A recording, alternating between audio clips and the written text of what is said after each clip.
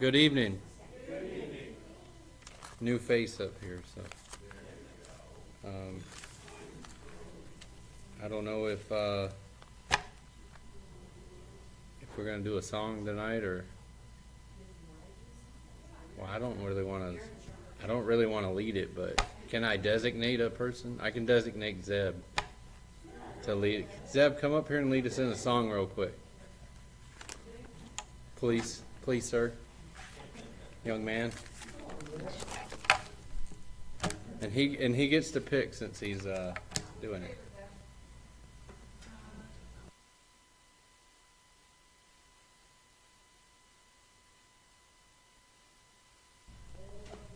Let's turn our hymnals to 454. We just sang that Sunday, you know. Yeah.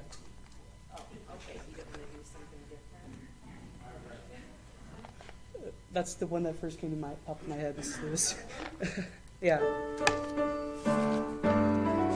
Let's go ahead and sing both verses. Pull me down, the Savior guides my way. My sins are measured by His word. A firm foundation He has laid. I want to stand on higher ground, to know His voice, the sweetest sound. No turning back, I'm heaven bound. Lord, lift me up to higher ground. New strength I find on higher ground, above the world's alone. He marks my path and points my way. In Christ alone I am secure. I want to stand on higher ground. This voice, the sweetest sound. No turning back, I'm heaven bound. Lord, let me up to higher ground. Clap. Well, good evening again. Thanks for everyone coming out. Don, would you open us in prayer?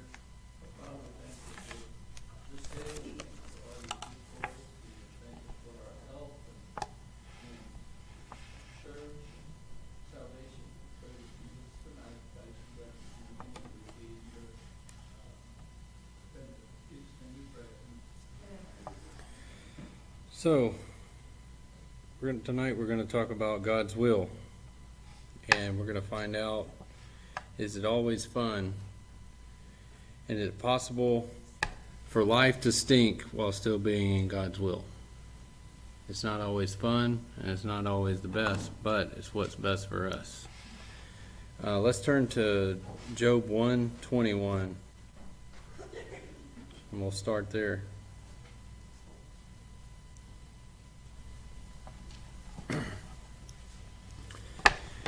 And he said, naked I came from my mother's womb, and naked shall I return. The Lord gave, and the Lord has taken away. Blessed be the name of the Lord.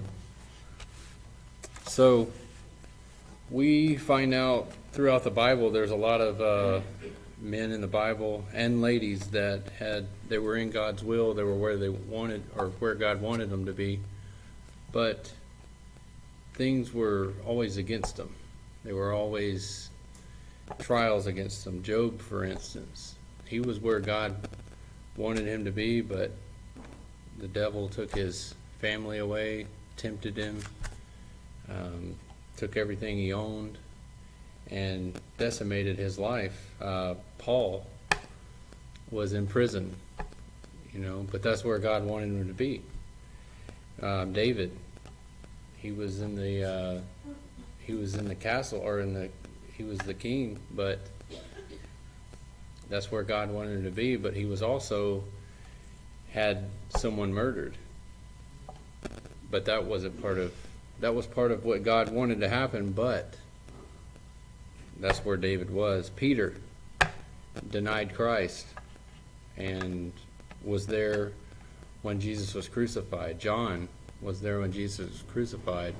Did they want to see that? No, but that's what had to happen. That was God's will.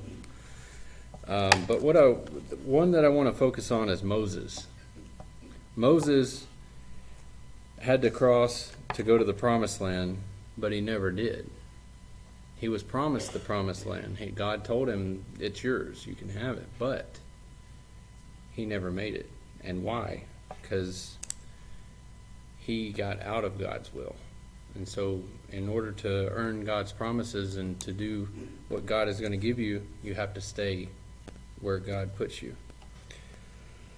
Downfalls are the undeniable facts of life. Christians are not exempt from hardship.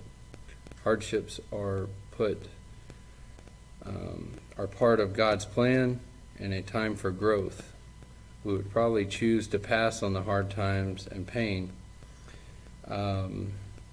Examples in life of pain and suffering that we have while being in God's will is cancer. Some people have cancer, even though they're where they need to be in church, or pastors or pastors' wives, or wherever you work in God's will, you can still get sick. Cancer is just an extreme one. I know that this is another one that may hit hard, but like a miscarriage, a lot of people don't understand that, but that's part of God's will. Maybe he knows what he's doing with that, but he's the giver and he's the taker of life.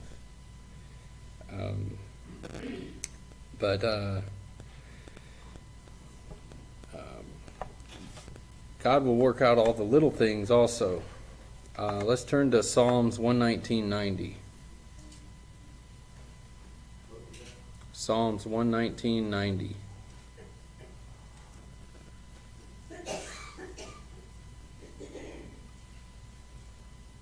And getting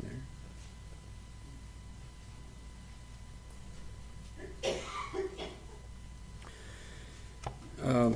We'll start at 89 actually, and then we'll go to 90. Forever, O Lord, your word is settled in heaven. Your faithfulness endures to all generations. You establish the earth, and it abides. So, this is the part that I call between a rock and a hard place. Even though where God's will is, you're going to be in that point of life. You're going to be in a point where you have to make a decision, where you're going to be, what you're going to do. And that's what I feel like is the rock and the hard place, because you got to make the hard decisions. Moses stood at the edge of the Red Sea. He looked back and saw the Egyptians behind him, a whole army. But where Moses was is where God wanted him to be. At that point in time, at that very spot on the earth, he threw out his staff, the waters parted, and they walked across on dry land. All because of his faith, because of where God wanted him to be. And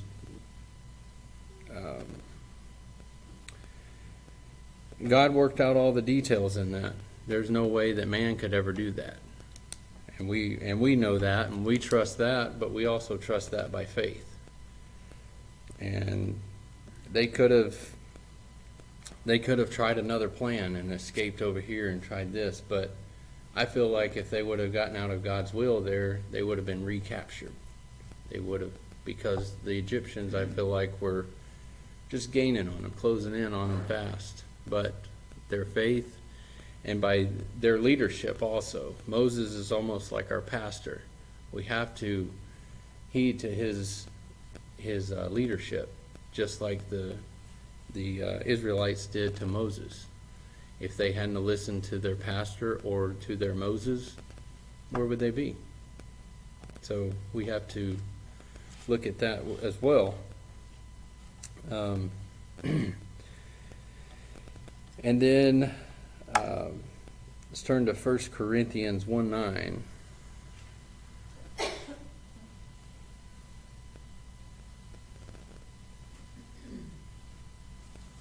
And this will explain what happened here with the Israelites.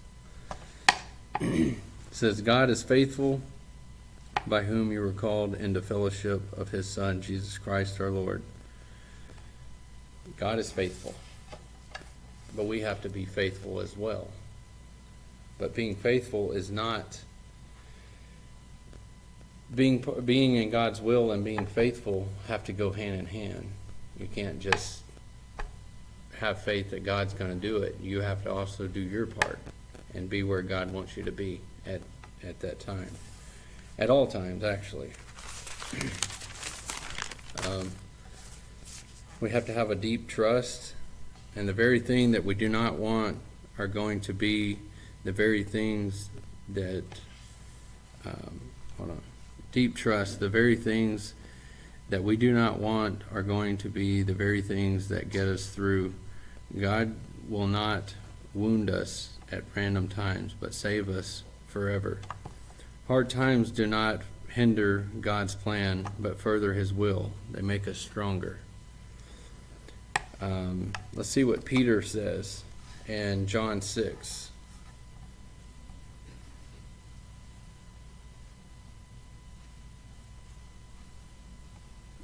In verse 66.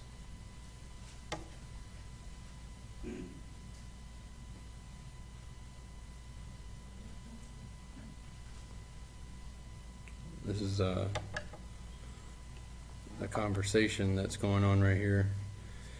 And from that time, many of his disciples went back and walked with him no more. Then Jesus said to the 12, "Do you also want to go away?" But Simon Peter answered him, "Lord, to whom shall we go? You have the words of eternal life. Also, we have come to believe and know that you are Christ, the Son of the living God." Jesus answered them, "Did I not choose you, the 12, and one of you is a devil?" He spoke of Judas Iscariot, the son of Simon, for it was he who would betray him, being one of the 12. So, Peter even had questions here of God's will, if he was going to be where he needed to be. But Jesus set him straight. And Jesus was always the straight shooter and everything. Jesus tells him, or ask him, do you also want to go away? And when Peter answers him, whom shall we go? He's asking, what do we need to do? Where do we need to be? And then Jesus tells him, I chose you. He chose them for a specific reason. He also led them in his will. He also showed them his will. So they followed, and in that day, I think it would be easier to be in God's will or Jesus' will, because Jesus was right there. He was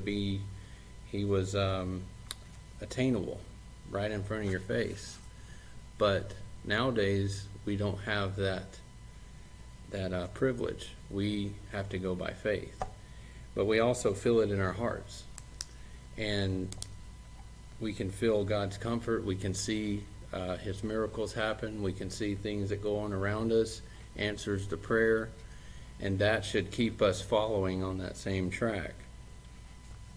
During the time of the crucifixion, Peter encouraged the disciples to draw closer to Christ. Even though it seemed like it was the harder thing to do at the time, the closer you are to Christ, the clearer his will be.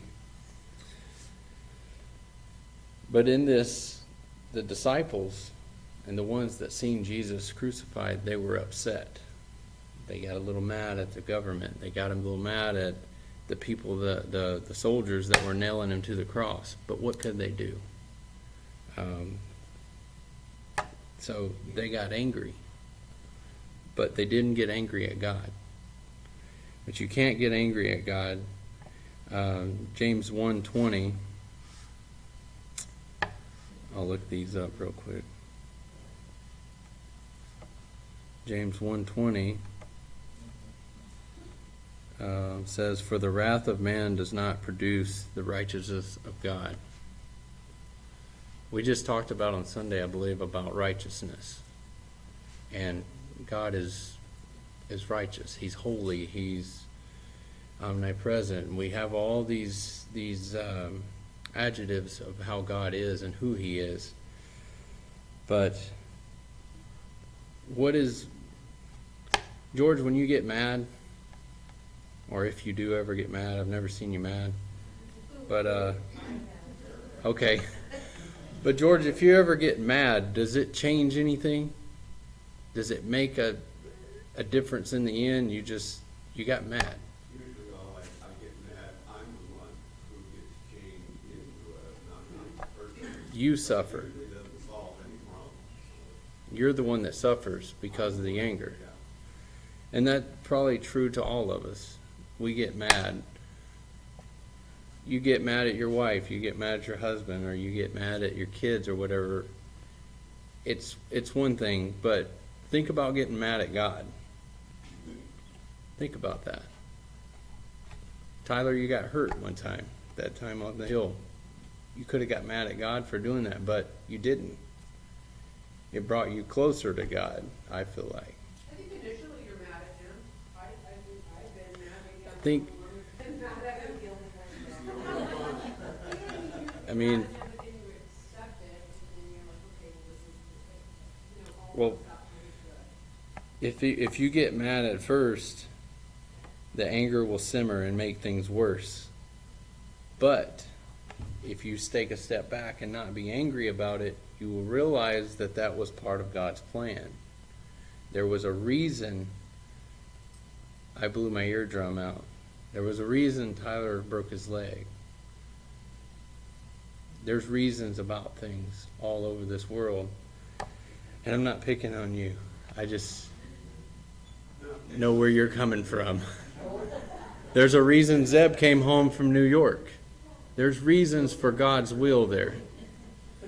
And so, but did you get mad, Zeb? Well, did you get mad though? Did you get mad at God for bringing you home? I was more mad at myself. Okay, well that's a good. I've been mad at God. I have too. Real mad. I've been upset and I've been mad, and we can all probably agree that at one point in our life we've probably been, why? And a lot of times that's what we used to ask our parents, why? You can't do that, why? And we do the same thing to God. Mad and angry, is that the same thing? Well, I guess, Angry. well, Jesus got angry, Yeah. but Jesus got angry, but he didn't get angry at God. He got angry with the people in the church for what they were doing, gambling and all the other things that were going on in the church. He got angry, and he took care of it. I feel like we can be angry, but we have to take care of it, of why the anger is there. But there's no reason to be angry at God because of his sovereignty, because of his righteousness. He's just. We don't always think of that. No, I don't always think of that. No. But I then get down the road, I'll look back and look, well, it's my fault, you know. right.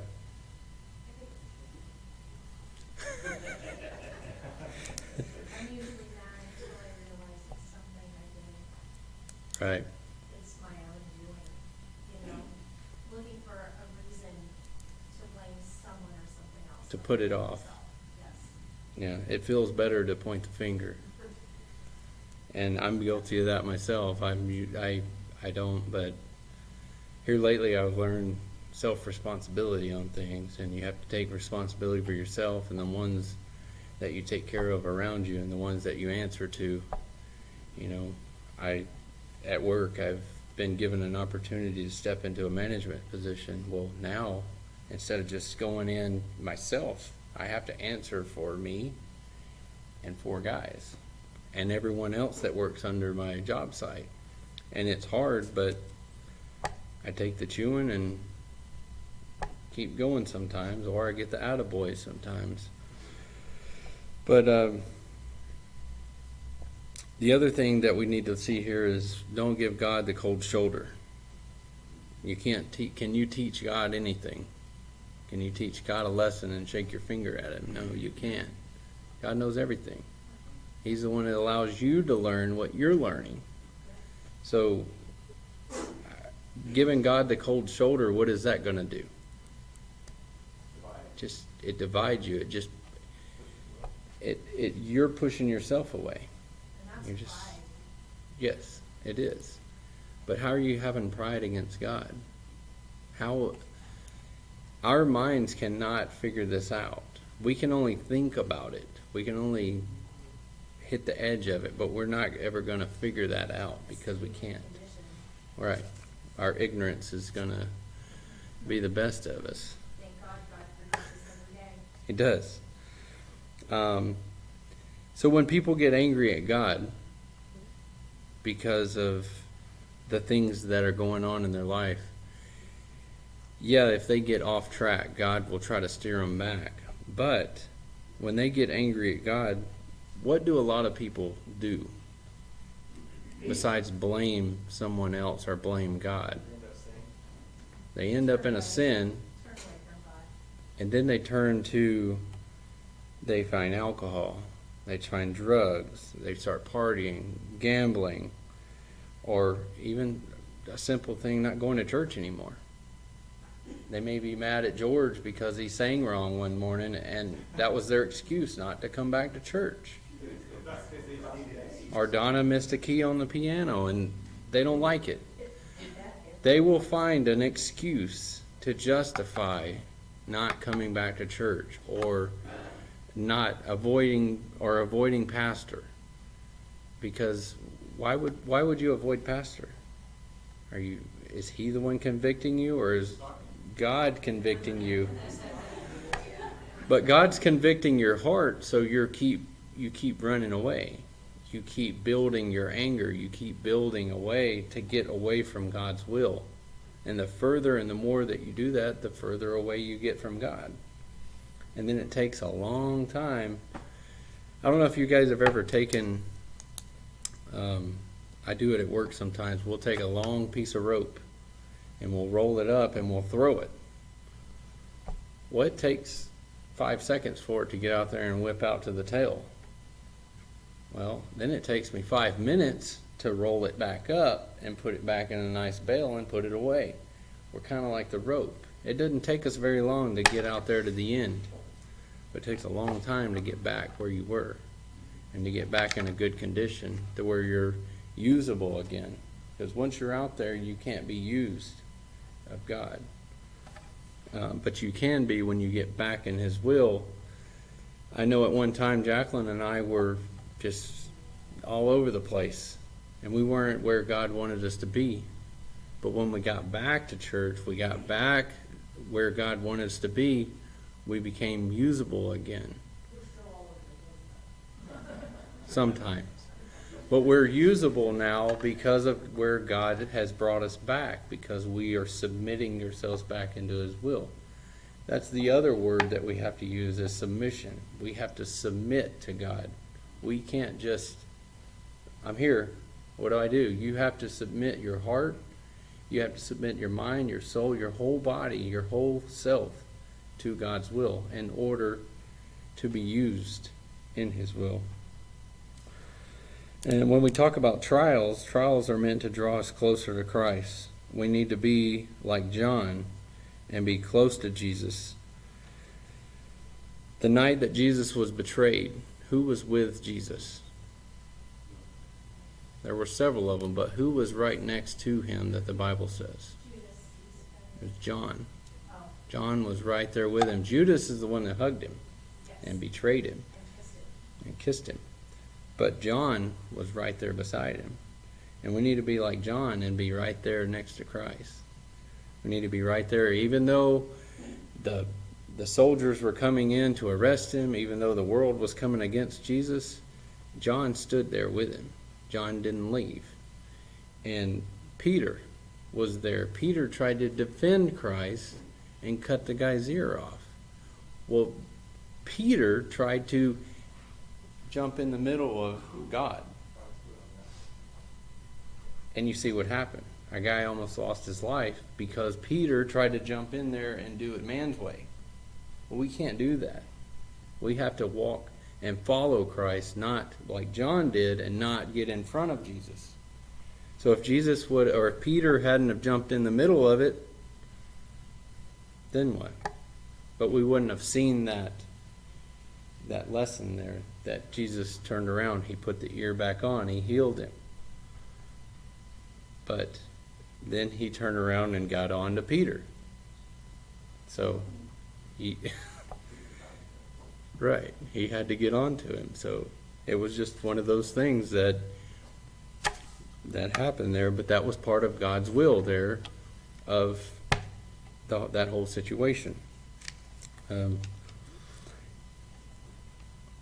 We'll use children as an example.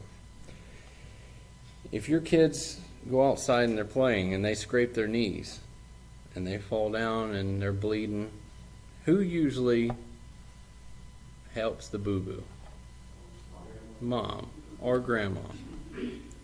What does dad usually do? Might laugh, throw some dirt on it, spit on it. Hey, are you all right? All right, get up, let's get back to work. Whatever's going on there. But what does God do when we scrape our knee? What does God do when we fall down? Does he just tell you to get up and brush it off, you're all right? Or does he help you? He helps mend the wound. The scar will always be there. And I think we have scars in our life to always remind us of getting off track, getting out of God's will. We always have those scars.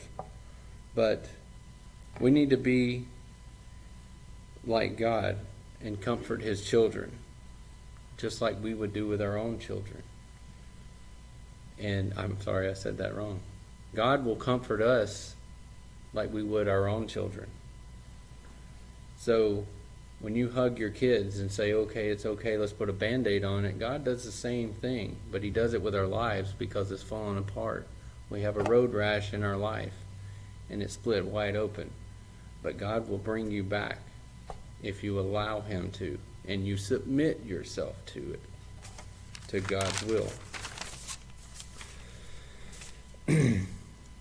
Now this part I'm going to call it just ask. John 13:22.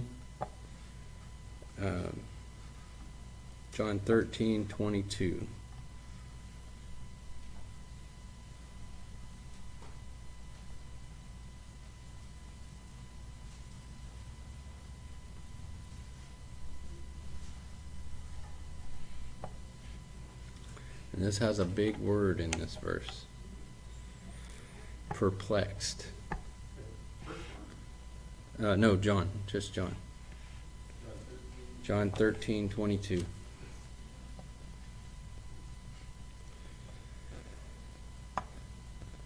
Then the disciples looked at one another, perplexed about whom he had spoke, or about whom he spoke. Now there was leaning on Jesus' bosom one of his disciples whom Jesus loved. Simon Peter therefore mentioned to him, asked who it was of whom he spoke. Then leaning back on Jesus' breast, he said to him, Lord, who is it? Jesus answered, it is he to whom I shall give a piece of bread when I have dipped it.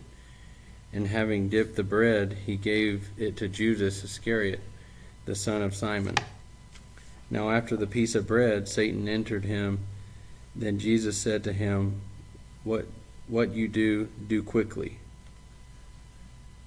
So, right here we see where Jesus allows Satan to overcome Judas. Satan possesses Judas. And you have Jesus here. I can kind of see this sitting at a table, eating dinner, and you see Jesus sitting here between all the disciples. Judas is sitting here, and Jesus can see Satan, and he allows the overtaking of Judas to come in here. And it says Satan entered him. Now why would Jesus allow this to happen and be part of his will? There's a significance of Judas being possessed here. But what did he tell Satan? He tells him, the last part of the verse says, what you do, do quickly. So he told him to do it. Satan listens to Jesus. He listens to his command. And if Satan will listen to Jesus' command, why don't we? He's in control of everything. So when God tells you, throw an extra 20 in the plate on Sunday, hey, stop and help that guy with a flat tire, and you just drive on by, we don't do it. But right here we see Jesus commanding Satan, the most powerful evil force of the earth. And he does it. Why? Because he's scared. Satan knows God's power. He knows God's wrath. We, as humans, I don't believe, know the full potential of God's power, God's wrath, because we doubt it sometimes. We take it for granted in a way.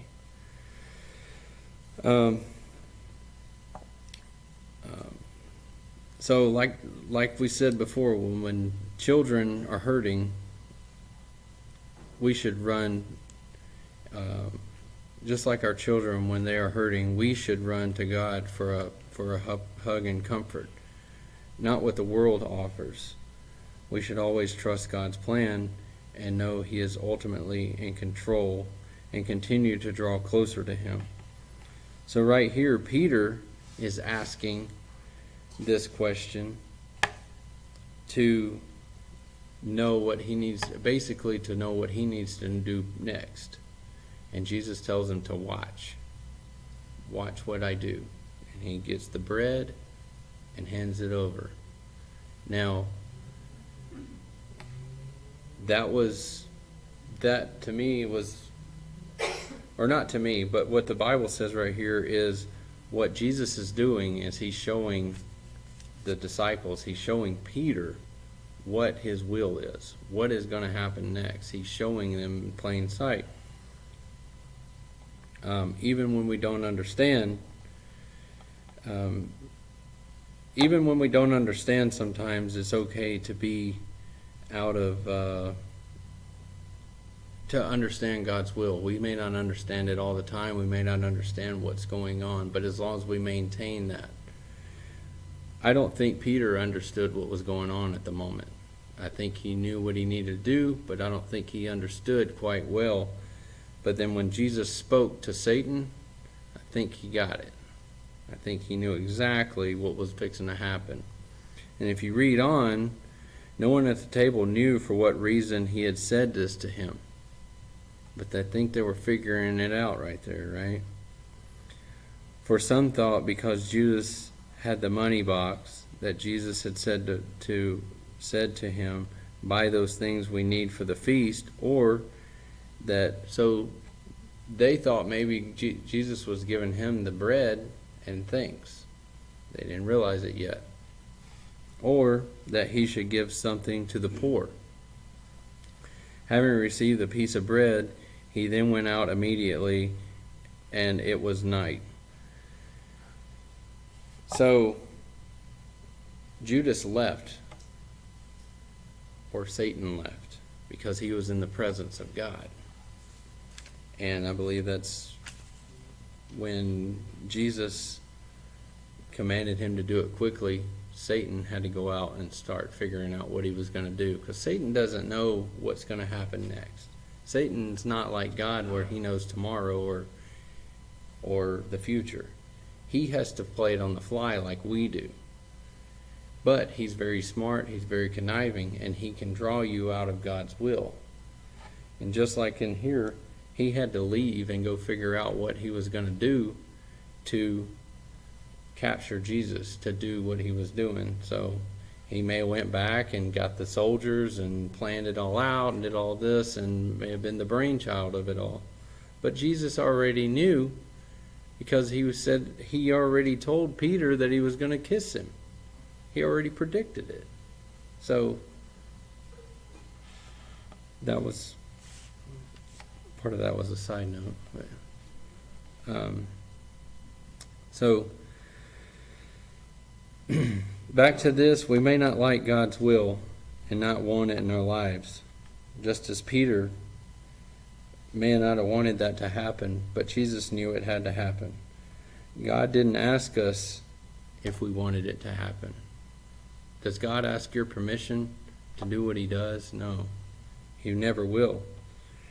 He gave us a command, not a question. This is a show of God's sovereignty. In 1 Peter 3:15,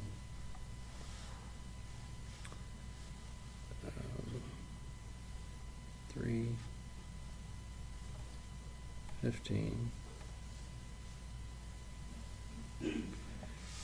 But sanctify the Lord in your hearts, and always be ready to give defense to everyone who asks you reason for the hope that is in you, with meekness and fear. Those seem like two opposite words there, meekness and fear, but they're the same.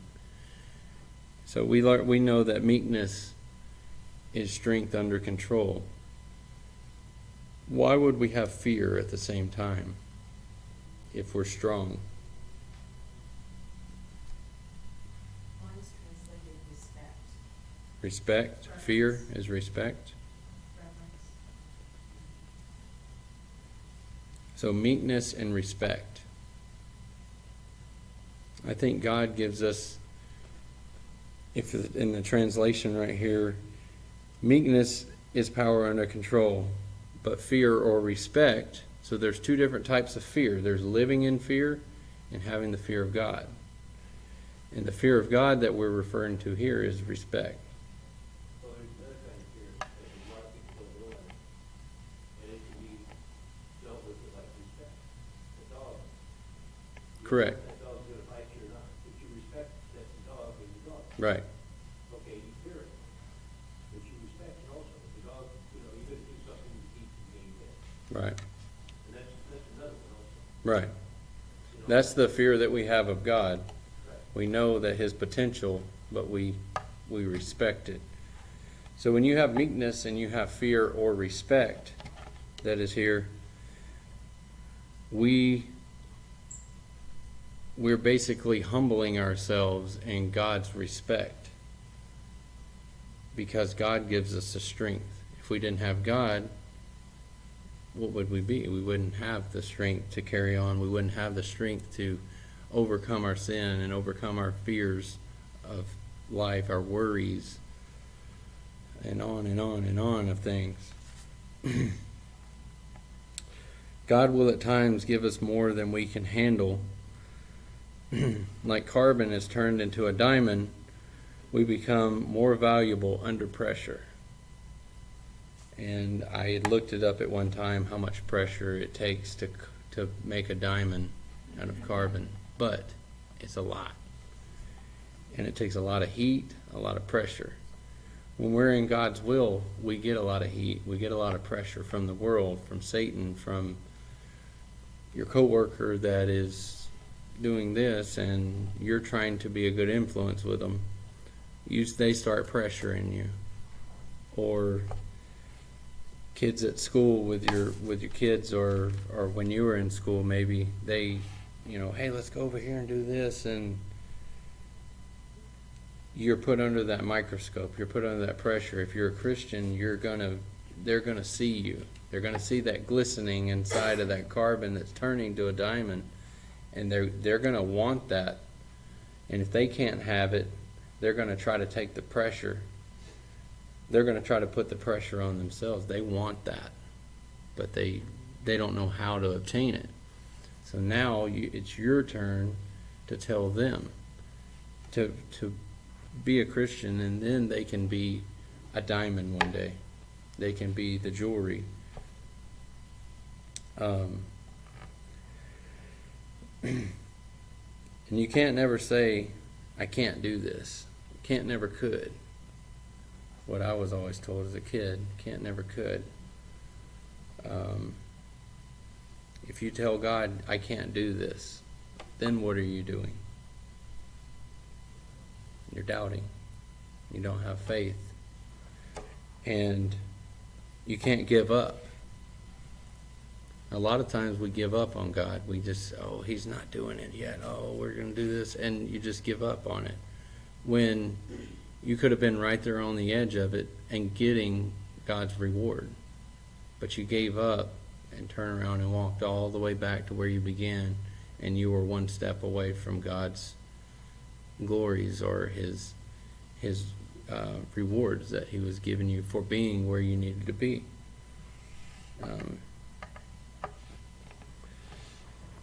I also read this that I thought was good. It says trials are like going to the gym. It's a workout for the soul. And what would God's will be for you? What is God's will for yourself? You have to ask yourself that. And sometimes it's not clear, and sometimes it's not immediate. And it may not be for a long time. But when you don't see where God's will is, take a look back, and it's clear. Look behind you and see what's clear. Because you may be walking through the fog or the smoke or whatever that's blinding you. But if you turn around and see where you came from, you'll see where God's will has been. And if you've been in that will the whole time, it'll be clear. But if you've been out of it, it'll be clear also. God's will is what will get you through any of the challenges. C.S. Lewis said, God whispers in our pleasures and shouts in our pains. We have to remember that the still small voice of God, and he will get you through that. And that's where the small voice comes from in our pleasures. But just like when something's going wrong or whatever, I feel like that God is probably just yelling, just, hey, what are you doing? Get back over here. But sometimes we're running so fast we can't, get the SWAT. It's kind of like running away from your mom when she's trying to give you a butt whipping. She can't get you, Dad will. And he's just going to come right around the corner and smack you right, get you back. But you can always run away from Mom, but you can't get away from Dad. And I feel like that's where God is you can't get away from him. And one day he will get you, and he will straighten you out. I remember having to go out and pick my own switches. And God will make you pick your own switch sometimes, and you'll be like, why am I doing this? And why do I have to bring the punishment to you? But you got yourself into it, you're going to get yourself out. And that was what my grandma always said with the switch. That was my way of getting out of trouble, is getting my own switch and getting my own whipping. But we don't do that anymore. We don't have switch trees around here, I guess. Not the ones I've ever seen. So, stay in God's will. You won't have to get a switching.